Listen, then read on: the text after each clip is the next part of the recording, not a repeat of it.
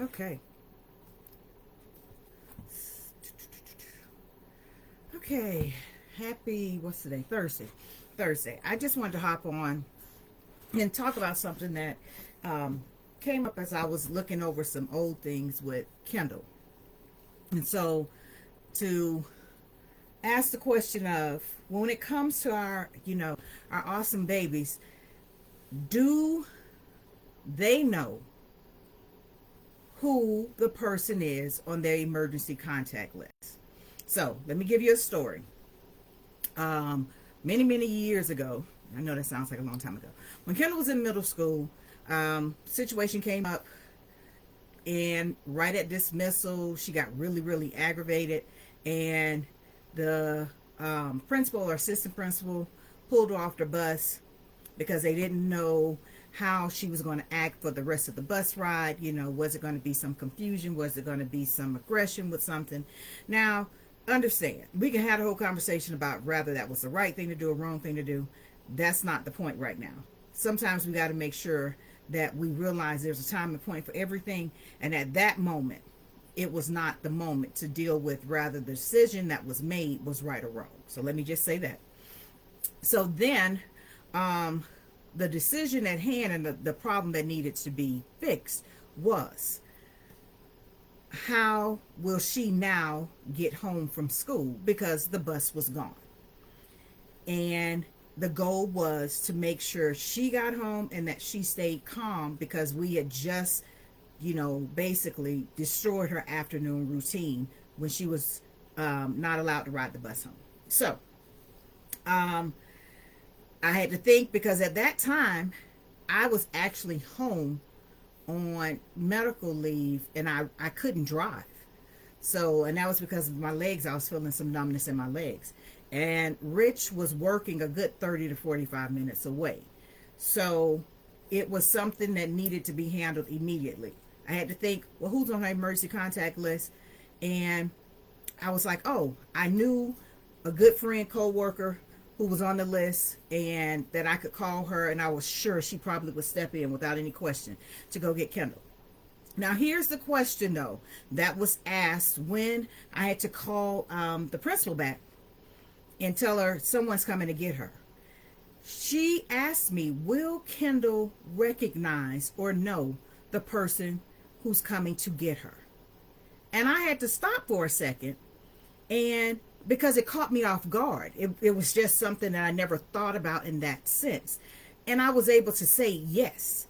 But just imagine if I had to say no.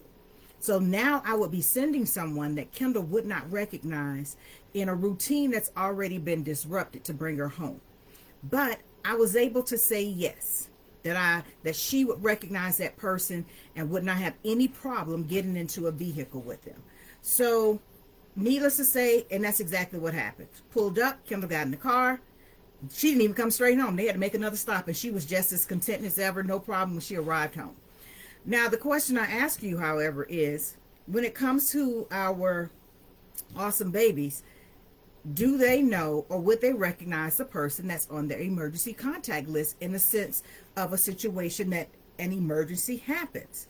And we've got to ask ourselves this question, because if we need to send someone to get them, if things are already taken out of, the order has been knocked off, they're already upset, to send someone that does not know, they don't know them, is going to make things worse.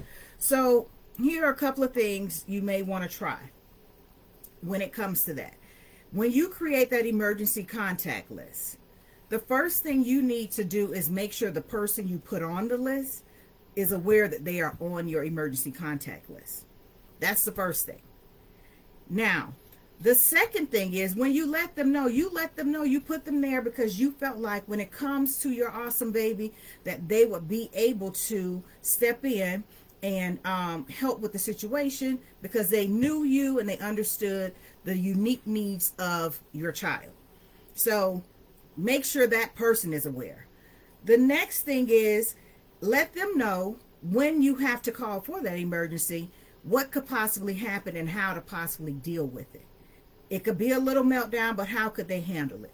Maybe if you have a snack in the car, they're expecting a snack, That will help soothe, with this change that's happened. So that's the next thing.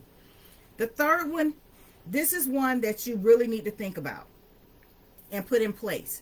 Anyone that's on your emergency contact list for your awesome baby, you need to take a picture of that person. If it's 3 people, you need to take a picture with their name. And you need to make sure you show it to your baby so that if someone has to pick them up from the emergency contact list, they recognize them. So when you make this folder of the 3 emergency contact people, you need to keep a copy at home, and you need to give the teacher a copy. That way, if you say that John Smith is now going to come to pick up Kendall, that you can show them, hey, this is a person in this folder that's going to come pick you up today because mommy can't pick you up, or daddy can't pick you up, or you won't be able to ride the bus. So those are 3 things you want to keep in mind. Will your baby know, if you have to send them for an emergency, who the person is you sent for the emergency?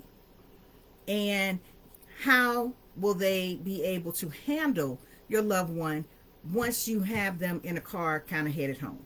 So keep that in mind when it comes to awesome babies. We really want to make sure that we are thinking about that emergency contact people, that they are aware who the person is.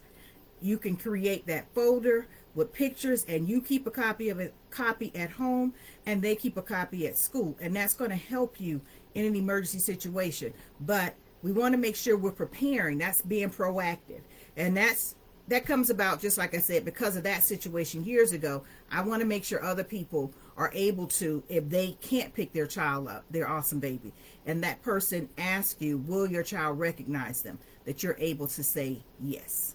So those are my tips for making sure that your babies know who's on their emergency contact list, and that the individuals that are on the list know that they're on the list, and how to best support your baby's unique needs. So have a great one.